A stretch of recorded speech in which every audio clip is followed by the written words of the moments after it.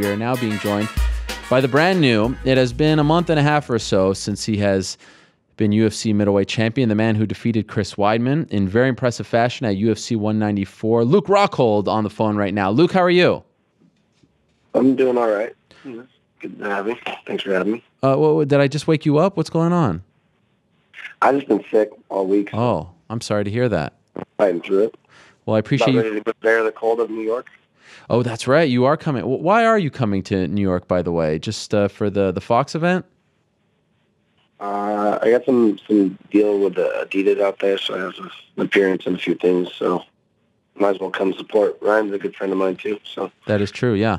I'm disappointed I can't see you on the Skype machine. Always nice to see your face and the belt, but I'll take you, via the phone as well. By the way, before we get into everything concerning you, some unfortunate news yesterday regarding your teammate, Cain Velasquez.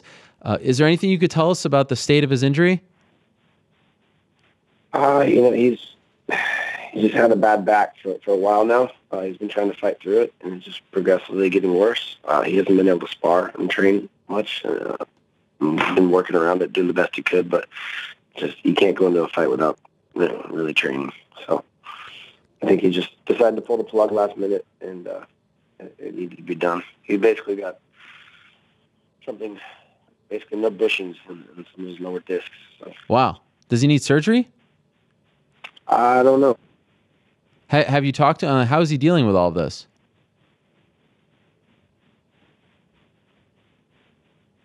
Luke, are you there? I think we may have lost Luke. We'll get him back. The cold hit his phone. But yes, they were en route to maybe having 3 champions at one time, which I don't think has ever been done, at least in modern UFC. 3 UFC champions from the same gym. Few gyms, of course, have 2 UFC champions. King's MMA now, AKA has 2 with Luke and DC. I know Jackson's has, I'm pretty sure, have they had 2 at the same time ever? John Jones for a while. Did they have 2 at the same time? They had Carlos Condit as interim champion, so I guess that counts. But I don't think any MMA gym has ever had 2 UFC champions at the same. 3 UFC champions at the same time. I think he's back now. Luke, are you there? Yes, there. So I was just wondering, last thing on Cain, have you talked to him at all? How is he dealing with all this? Because it's been a few disappointments after the next. Yeah, it's been an unfortunate string of injuries, of course, for Cain. He's never had a great camps coming, going forward. So I haven't talked to him yesterday. I know the situation. I know where he's been every day. So it is what it is at this point. And, he can't go in there, and he needs to go up and show up and get his title back and be healthy to do it. So just kind of wait for the time when the time's right. Okay, let's talk some good news. Life as champion. Is it as you envisioned? Is it as you dreamt of? Is it better? What's it like? What's it been like the last month and a half for you? Life's been good. I can't complain. I'm enjoying champ status. So it is what it is. But did you ever dream of life as champion, and has this exceeded your expectations, or is it kind of the same? I'm sure this is something you thought about as you were working your way up. Of course, this is something I expected. This is something I've been working towards my whole life. If I didn't think I was going to be here, I would never have started. And so, the paychecks are getting nice, and I'm just trying to think about what I'm going to buy first. Oh, where I'm going to go. The first class flight, everything is nice. The red carpet everywhere you go now.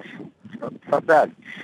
Are they coming out of the woodwork? Are people who weren't talking to you for a while coming out saying that, oh, we're so happy for you? Have you noticed that effect? I don't know. I've always gotten, I say, due respect in certain ways, but you definitely get recognized more. I'm not gonna lie. Right. I got to be honest. I was very jealous when I saw you rubbing elbows with Stephen Curry. Wow, was I jealous? That was cool. That's the one time I really wished I was Luke Rockhold. What was that like? Best in the world. Steph's a nice guy. He's pretty down to earth, cool dude, and we might have some other things in the future. I'm talking with the Warriors and stuff. Whoa! Maybe we might even be training the Warriors, and we might be doing a little co-op deal. Whoa. The Warriors, Bay Area status. Whoa, I like it. I like it. So you'll be wow. That could be the thing that really takes him. And I even saw you hanging out with his wife too. She was holding your belt, giving you a shout out on Instagram. Look at you with the celebs. Eric Dickerson. Life is good for Luke Rockhold. I can't complain. Like I said, it's good to be the king. How many times have you watched the fight? I don't know, quite a few times. Maybe 10 times. I get the feeling though when you watch it, you're not pleased. Like you don't take because see, my thing is, I thought Chris won the first round. I thought you won the second, and the third was up for grabs until he threw that kick. I feel like that bothers you. That some people like me think that he won the first. Like you don't feel like that was your best. You broke up a little bit, but it's. I can see how people would give him the first round, but the fact is that I won every round on the judges' scorecard. Is that true? Really? I haven't looked at that. That's true, huh? I caught wind of that. Yeah, I guess I won the first round 2-1. The judges. Okay. Pretty interesting to see that, but I could see him getting the first round, but I thought I was in control of the fight. I just had to conserve my energy at times, and I had to let him come forward. I just didn't have that as much I would like in the fight, but. I felt like I was controlling the fight way before that. He tried to throw the kick. So I heard from a lot of people going into the fight that this was a particularly bad one for you, and you've talked about it, dealing with the infection and all that. Was there ever a point where you thought about pulling out? No. Never an option. Bob Cook was trying to get in my ear a little bit just because he's a little concerned about the situation, but, I never really thought about it. Just kind of block it out and focus on what you're doing. Compared to some other bad camps, where does this one rank? Was this one of your worst as far as injuries and things like that? This was pretty bad. I strained my neck. Whoa! Quite a ways out, like right at the attachment point, and I couldn't really spar or do anything for about 3 weeks. So I started sparring about 3 weeks out to this fight, and then I got the infection and lost my knee, and it's fight life is what we signed up for, and just some don't always go according to plan, but in the end, as long as you get the W, it's all good. It's probably my worst. The Cheetah camp was second worst. Wow, so your last two have been bad. Yeah, last couple camps have been pretty horrible. How do you fix this? Is this something you're worried about, a trend, or is it just bad luck? It is what it is. I can't complain. Both fights went pretty well for me, so that's true. I ain't trying to fix it. It's not broke, so I ain't gonna try to fix it. And what's going on with your elbow? I saw a video on your Instagram. Your elbow was massive. You had it drained or something? What happened there? Yeah. I bought my bursa sac in the fight on Weidman's face. So, wow. Everything's been kind of settling down and healing, and I drained it. And from what I understand, people have to drain it multiple times, and so I got this one drained again, and now I got a compression sleeve on it, and seemingly do a lot better. I don't have a boob on my elbow anymore at the moment. Are you back in the gym? Like, were you helping Cain prepare for this fight? I was doing what I could to help him. Like I said, he wasn't really training that much. I mean, I started a little bit early on, and then the back issue arose, and so he was just kind of doing cardio, working around as much as he could. So I just all the little bumps and bruises and stuff, some lingering things. So I'm just trying to clear it up before I get back into full camp. And one last thing on the actual fight, when you watch it, and even in the moment, I've never asked you this, what's going through your mind at the end of the third round when it looks like in most fights they should have stopped it? Other people say, I thought it went on too long. I thought Herb gave him the benefit of the doubt as champion, but it went too long. It was almost hard to watch. What's going through your mind when you're raining down blows like that? And do you have any concept of how long this is going on for? And are you wondering, like, what do I have to do to actually win this fight? Yeah. I can't say I didn't think about the ending of the fight, and you get to that point where you're like, what do I have to do? And almost start, I was thinking about saying something, yelling at Herb Dean, but fight goes on, and it's a world title on the line. I'm just trying to do everything I can to make him stop it. And to Weidman's credit, the bill ended. He got up. He came forward in the fourth round. So yeah, I guess you can't fault Herb Dean too much. He was still, looking to win. I know you wanted the fourth, but were you spent because of that barrage? Yeah, definitely. It was a bit of an adrenaline about that, and just the fact that I didn't know if the fight was over or not. I was in the middle of the round, and I thought, like, he stopped it, or the round, I didn't know what was going on, and then everyone cleared out, and Weidman was standing there, and I'm like, fuck. Here we go again.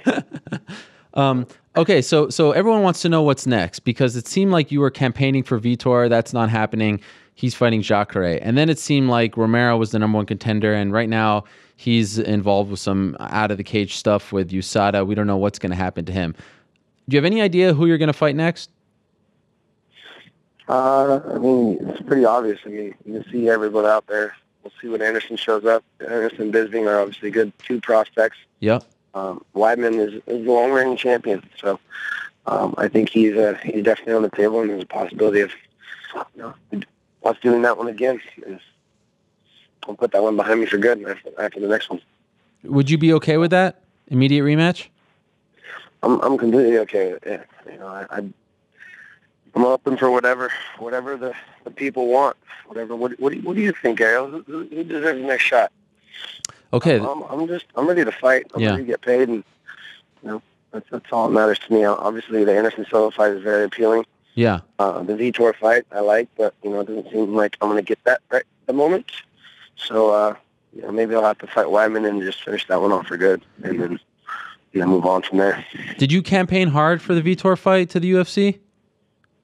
I definitely, yeah. I pushed for it. I asked them, and they're not ready to give him another title shot. Oh. So were you disappointed? Is that you want? It almost felt like it was weird, because I understand why you want to avenge it, but I also feel like he doesn't really deserve a title shot. So it was strange. It's almost like you were bringing him up to your level at this point. Yeah, I don't really care. I mean, you just want to beat him up. Yeah,